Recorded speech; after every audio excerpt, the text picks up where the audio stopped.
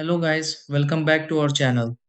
If you recently bought Wiz Smart Bulbs and want to control them using Google Home, the setup may feel a little confusing in the beginning, especially if this is your first smart home connection. Sometimes the bulbs work fine inside the Wiz app but do not appear in Google Home, while other people are unsure which account needs to be linked first. Since smart devices usually need a few settings connected in the right order, knowing where to begin can make the process much smoother.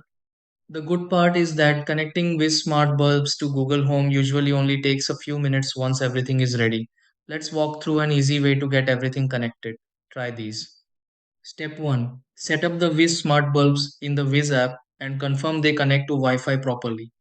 Step 2. Open the Google Home app and sign in using the account connected to smart devices. Step 3. Add a new device inside the Google Home app and choose the option to link services.